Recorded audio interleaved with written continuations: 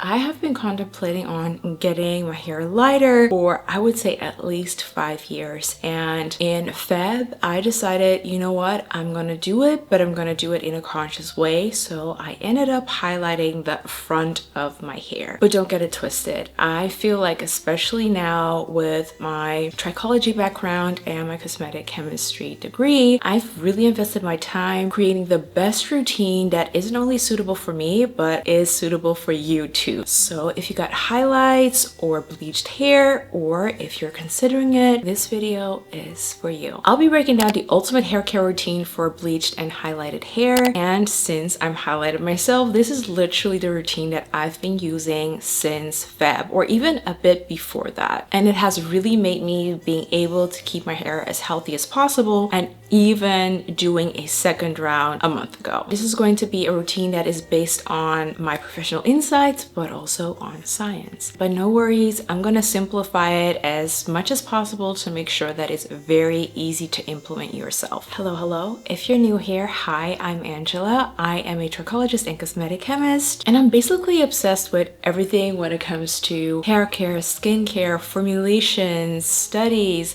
all backed by science. Here, we break down the facts, we debunk the myths, and make sure that you get the best out of your routine without the fluff. So if you're all about science-backed beauty, please do not forget to subscribe and hit the post notification button to make sure that you get a notification each and every single time that I post a new video. Without further ado, let's get back in today's video. Before even talking about the routine and products to use, it in my opinion is very important to have basic understanding of what bleaching actually does to your hair. Understanding the damage is key to preventing most of that damage and or rebuilding what has been damaged. Understanding what actually happens during these services really gives you a clear view on why each step of this routine is so important. Hair is mostly made out of a protein called keratin. And within the keratin, you have different types of chemical bonds. You have disulfide bonds, which are responsible for the hair shape and strength. And that is actually the one that we're going to talk about, but also other bonds that all have a different function and purpose within the hair. The part that we physically see when it comes to the hair strand is the outside layer, and that is called the cuticle. And these almost look like tile-shaped scales that overlap each other to basically protect everything that is inside. And if this cuticle layer is healthy, it is coated with natural fatty acids, which is what we call the F layer. And that doesn't only make the hair more shiny, it also makes it more smooth and hydrophobic. Here's what bleach does. Bleach is a high pH oxidative chemical and is usually a mix of peroxide and an alkalizing agent that opens up that cuticle to reach the inner part of the hair where it stores its melanin, which is responsible for our hair color, and it basically dissolves that pigment, resulting in you having a lighter color. Unfortunately, during this process, it doesn't only remove the melanin. It's not that selective. The oxidating agents in the bleach also have a damaging effect on the disulfide bonds that I talked about previously, and that has a negative impact of the structure of your hair. In fact, studies show that bleaching permanently converts many of the hair's cystine disulfide bonds into cystic acid, meaning those original strong bonds are broken and cannot reform on their own. And this loss of bonding leads to a significant reduction in hair strength and elasticity. So what you notice is that the hair becomes weaker, more stretchy, or the opposite, it becomes more brittle, and overall just more prone to breakage. And if you have curls, you might notice a change in your natural curl pattern. At the same time, the cuticle layer also gets damaged because, as mentioned, the bleach also lifts the cuticles, but by doing that, it sometimes literally lifts away some of those scales, and it can even strip away that protective F layer that I previously mentioned. And now with these cuticle scales being lifted or some even removed, your hair becomes very porous. Porous bleach hair tends to feel dry, rough, and is more prone to tangling. Electron microscope studies of bleached hair show substantial cuticle damage and protein loss from inside the hair fiber. Even mild bleaching can chew up the cuticle and leach out proteins from the cortex. To keep it short and simple, bleached hair often have holes in the cuticle and gaps in the protein structure that weren't there before. There are a couple of videos that I've seen people talk about like getting highlights to gradually going lighter is healthier than getting an overall bleach, but don't get this one twisted. If you're getting highlights, and I'm talking about foils, balayage, instead of a bleach all over your hair, the effect on each highlighted strands is exactly the same because you're using the same products. Those pieces undergo the same bond breakage and the same cuticle damage. I think that what they actually mean is because you're not doing it on the entirety of your hair, there's usually a smaller percentage that has been altered, and in this case has been highlighted, giving the illusion of healthier hair, since not every strand has been compromised. But those highlighted pieces need the exact same treatment as you would with a full head of bleach. So what typically happens after bleaching is that your hairdresser applies a toner or a demi-permanent color to adjust the tone, because when it comes to bleach, you don't really have that much control of the outcome, since it really has to do with the type of pigments you have in your hair, what you're more prone to,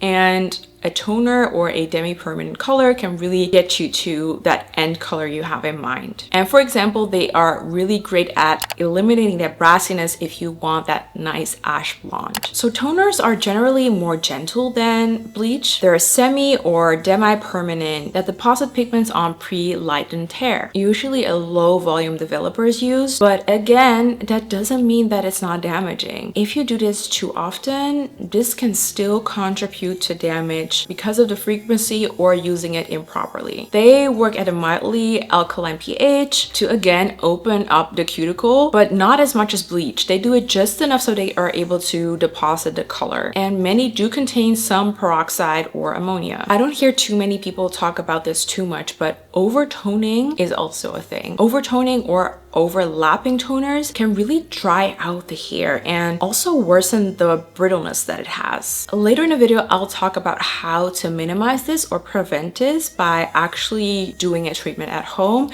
that is super easy but still will also help you out with the tone of your hair in between your coloring sessions. So after bleaching, you're dealing with hair that has compromised bonds, a rougher cuticle, higher porosity, and less natural conditioning. And this is why a specialized routine is essential. And that's exactly what we're going to get into right now. Let's get into the step-by-step routine to repair, strengthen, and nurture your highlighted or bleached hair, and all of that at home. And believe it or not, it all starts before even entering that hair salon. Healthy hair before your coloring session will give you better results. Why? Because it's able to withstand the chemical damage way more effectively. So about a week or a couple of days before your highlighting or bleaching session, I recommend a pre-color prep routine. And that all starts with clarifying. Why? Because it's crucial to start off with a clean canvas. And with that, you need to use a clarifying shampoo. A clarifying shampoo will not only remove things like buildup and oils, but also mineral deposits that are present on your hair. And these are actually all things that can have a negative effect when it comes to your overall results in both bleaching, but also toning. It can make it uneven, it can respond weirdly. So that clean canvas is crucial to make sure that you have the best bleaching and toning service that you can get. I personally use the K18 Prep-type Prep Detox Shampoo about 4 to 7 days before my appointment. It helps to remove product buildup, but also heavy metals off of my hair. And this really makes sure that my hair is ultra clean when it comes to bleaching. And this really will help the bleach to work uniformly and really helps to reduce risks like uneven lifting or weird reactions. It also means that there's no barrier on the hair, which is very important for the next step. And that is by making sure that my hair and the inner bonds are as healthy as possible. This is the best duo you can have for that. I always find it important that my hair is as strong as possible before even entering that salon, because that way I know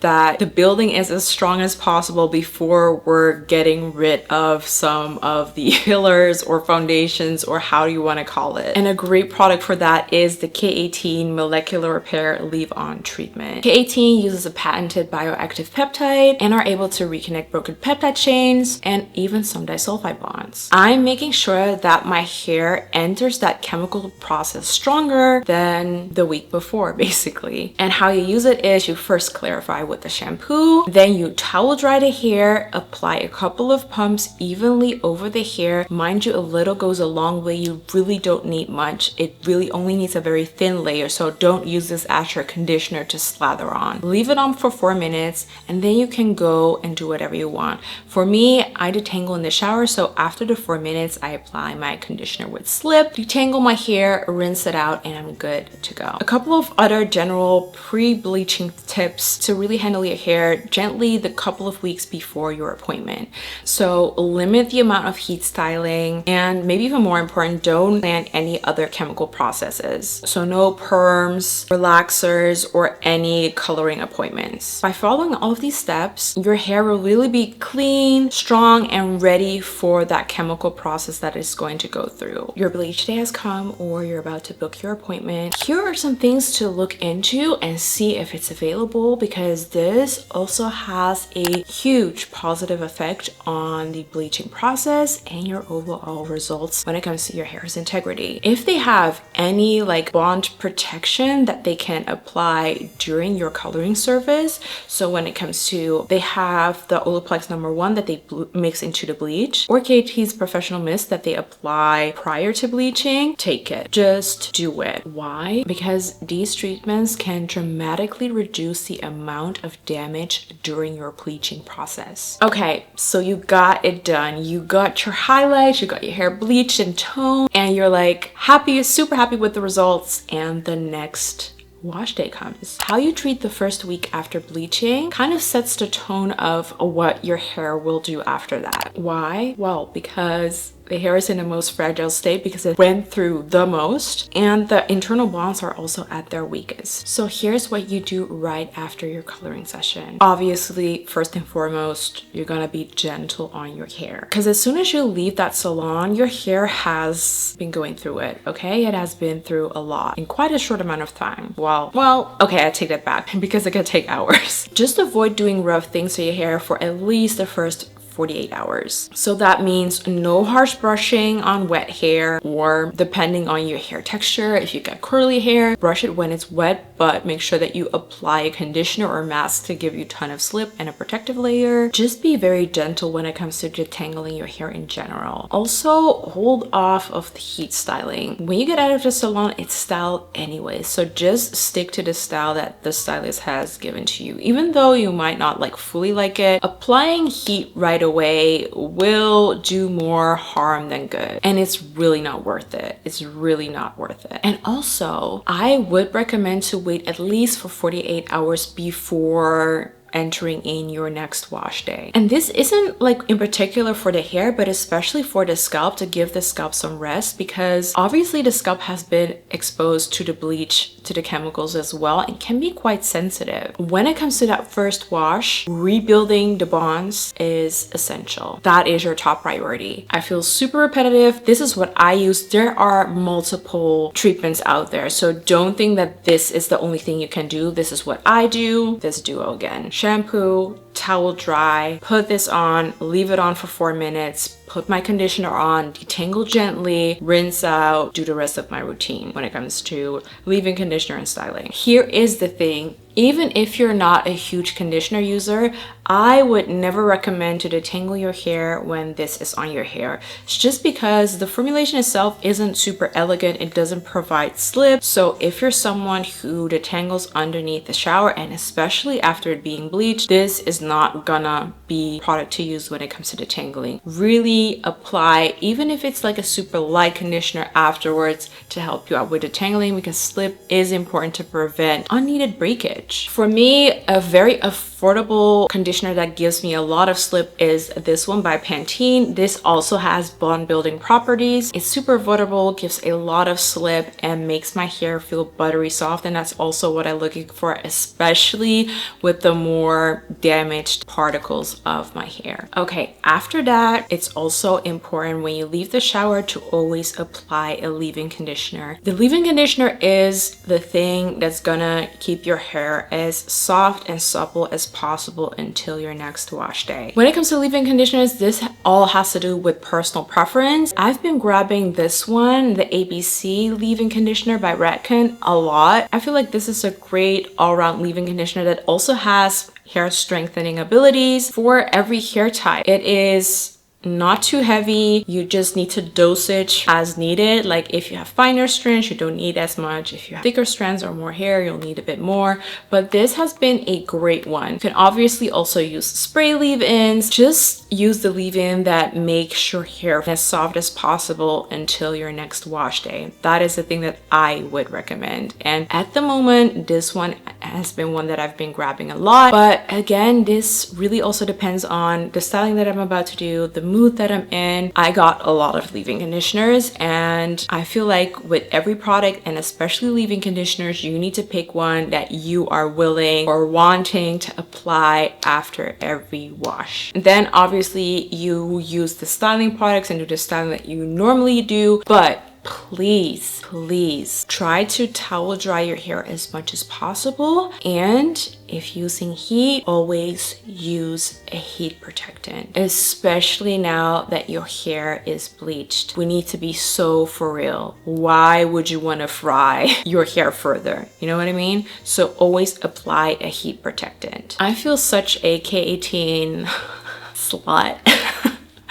But I promise you, I'm not. It's just really, they have some great products. Their newest launch is actually a heat protection spray with also a bond building abilities. But what I like is the spray, how it applies, but you have plenty of other heat protectants. And I've actually posted my top recommended and personally also used heat protectants and also what I use on my clients. I got a post on that on both my TikTok and my Instagram, multiple posts actually. So if you're still on the lookout for heat protectants, I got them listed there. There are a lot of them. But again, just use the one that you are willing and wanting to use every single time, because that is the important part of it all. When it comes to this combo, I gotta be honest, the first 4 to 6 weeks, I would always recommend to do this once a week. So if you wash your hair more often during the week, you don't have to do this every single wash day. Just make sure that you use this once a week. That's also what the brand recommends, and that's what I've been recommending and doing myself to make sure that my hair is back to that like as strong as possible state. And that takes time, that takes several washes. I do this for 4 to 6 weeks, once a week. And then when it comes to the rest of the days, I only wash my hair once every 5 days, but I know some people wash daily. You pick and choose your favorite shampoo that isn't too stripping, because this one can be a bit stripping. And then your favorite conditioner, which I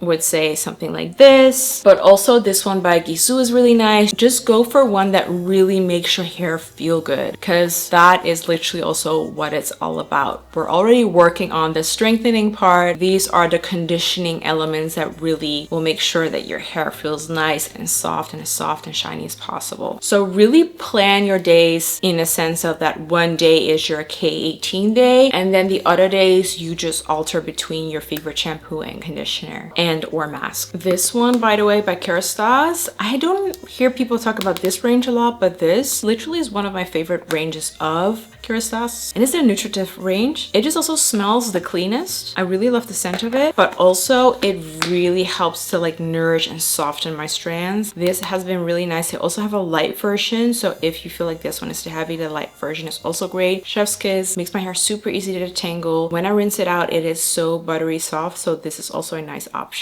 So after these 4 to 6 weeks, I still recommend to implement the K18 duo at least once a month for maintenance until your next coloring appointment. For me, I kept like 7 months in between appointments, or 6 months, if I'm correct. So I'm not a frequent bleacher. I know some people are, and then it could be that you're using K18 on a weekly. That more so has to do with your bleaching schedule, if that makes sense. But for me, like the first 4 to 6 weeks are the most intense when it comes to repairing. And then after that, I still implement repairing products also just because I like them, like the Redken ABC or even the Pantene one, for example. But my keratin duo I then use once a month for maintenance until my next appointment. This is important because obviously these repairing products aren't your body's own, aren't your hair's own, so they will fade long term. I know that some brands claim they don't, but it doesn't make sense to me that it can stick for life. Otherwise you'll just use it once and never use it again, if that makes sense. So using it once a month will make sure that it's still able to like reconnect the bonds, you name it. What's also important, and that is also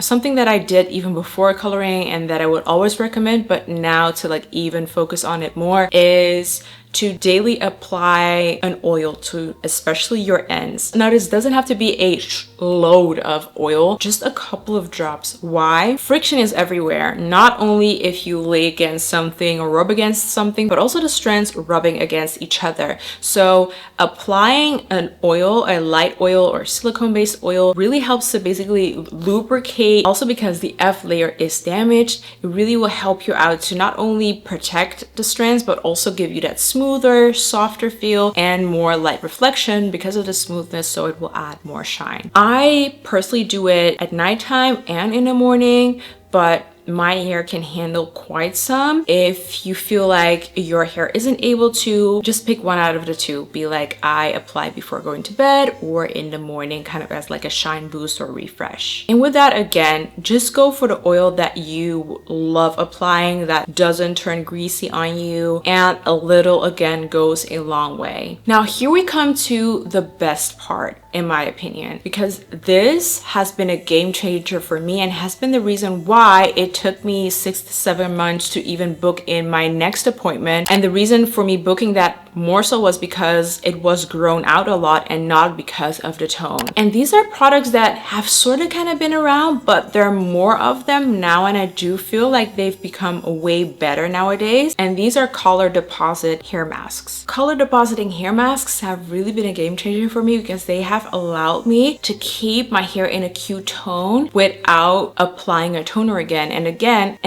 then again applying a little bit more damage to my hair strands. And I know that there's still a ton of brands out there that I would love to try out. These are the ones that I have tried, which are these Color Refresh masks by Wella and this Color Refresh mask by Maria Nila. I like the tone of this one better than these ones, but these ones have lasted me longer when it comes to how it washes out. So what these basically do is they literally deposit coloring, but in a temporary way. So it's not like a toner that it lasts longer. These last, I would say, 6 to 8 washes, I would say. So they don't last the longest, but they are literally just packed in a hair mask, which is super easy, super nice, and they actually feel conditioning instead of drying. So you wash your hair and you apply these on towel dried hair, and then depending on the brand, they will suggest you how to use it. So for these ones, for example, you leave them for up to 10 minutes, and I like to mix them because I gotta be super honest with you, the caramel glaze, it has a red undertone and the golden gloss has a yellowish undertone. I also got the pearl blonde, which is obviously very cool tone, so I kind of like to mix and match, become my own like colorist and apply it, and it has been working really well on me. I do also have to say that it took me, like I would say, 3 months for me to even start using these because it just took like 3 months for my toner to fade. So it's not something that I would use right away, but it's great to use in between if you're also like, you know what, I still like the look, but I just don't overall like the color. Then color masks are really cool. You also have like crazy colors that you can use. So even if you're like, you know what, I want a more like lilac-y tone, or I want a more like reddish tone, you can use these temporary masks for that, which has been very fun. And it's a nice like little change when it comes to eventually what it looks like. And I really feel like these color depositing products are slept on. At the end of the day, eventually long-term wise have a positive effect on your hair because you're not constantly getting that tone done, you know, getting that toner done, which of course isn't as damaging as bleach, but it still has a damaging effect on the hair. We cannot like act like that isn't the case. It also kind of avoids like overtoning. I know that there are quite some people who are so obsessed with a certain tone that they go so frequently and end up with a pretty, like, I would almost call it like a matte color, just because there's so much pigment that it doesn't even reflect its true tone. And it also just dries out the strands. It makes it so dry and dull because it's just too much of the toner being used and applied. Okay, I feel like we've covered a lot. I don't even know if I've covered everything, but I tried to bundle it into a video that isn't too long. And I also gotta be honest, I'm still discovering new stuff. I'm quite new to the world of bleaching. Obviously, with my background in cosmetic chemistry and trichology, it's something that I do look into, but now that I am a bleached girl myself, it is kind of different, and you do focus on these things a little bit more. But these things have really helped me out when it comes to retaining length and the overall health of my hair, or keep it as healthy as possible while still having fun with highlights. But I do really feel and believe that this is something that everyone can implement that has highlighted their hair, has bleached their hair, or is considering it. I feel like with all of these type of things, the most important thing is acknowledging what's actually happening, understanding what's actually happening, so you can adjust the way of treating your hair, of handling your hair to that new state, to make sure that it stays